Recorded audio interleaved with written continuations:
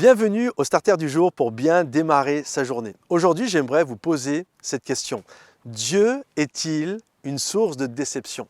Je sais que sans vous connaître, vous avez déjà été déçu d'hommes autour de vous, d'hommes et de femmes autour de vous, telles personnes en qui vous aviez mis votre confiance, en qui vous aviez porté des espérances. Les gens autour de nous déçoivent. Mais est-ce que Dieu vous a déjà déçus? Alors je vous entends, mais non, on ne peut pas dire que Dieu nous a déjà déçus. Souvent les témoignages que nous entendons sont de témoignages glorieux, des gens, d'une femme stérile qui a pu avoir un enfant, de quelqu'un qui était malade et qui a guéri, etc. C'est toujours des témoignages qui vont dans ce sens. On n'entend jamais des témoignages de finalement des gens pour qui nous avons prié et qui finalement sont morts. C'est déjà arrivé.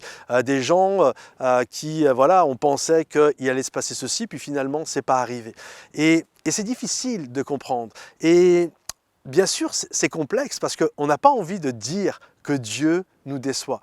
Et Jérémie, qui est vraiment un homme de Dieu, c'est incontestable, le prophète Jérémie, va dire ceci: Dieu est-il pour nous une source de déception? À un moment donné, Jérémie est tellement abattu, il est tellement moqué, il vit tellement des moments difficiles, il a été jeté dans une citerne, il a vraiment vécu des temps extrêmement difficiles qu'il va se permettre de poser la question: Dieu est-il pour moi?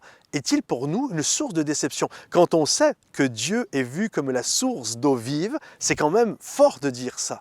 Mais il a tellement été abattu qu'il pose cette question. Alors, j'aimerais vous dire ceci: je ne crois pas que Dieu soit pour nous une source de déception. Je crois que parfois, Dieu ne répond pas à ce que nous aurions aimé, ou il ne répond pas de la manière dont nous aurions aimé. Mais on doit toujours comprendre ceci, c'est ça le repos de la foi, c'est de croire que toute chose concourt au bien de ceux qui aiment Dieu. Et parfois une porte se ferme, je ne comprends pas, mais je dois réaliser que Dieu connaît la fin de l'histoire et je dois toujours faire confiance à mon Dieu.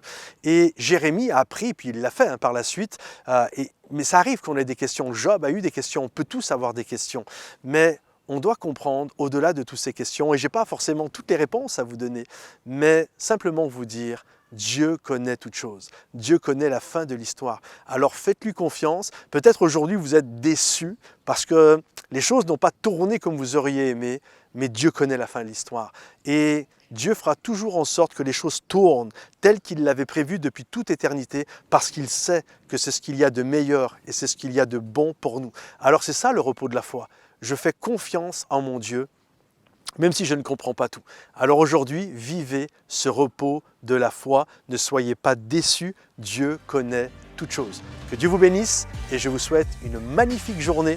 Soyez bénis et à bientôt. Bye bye.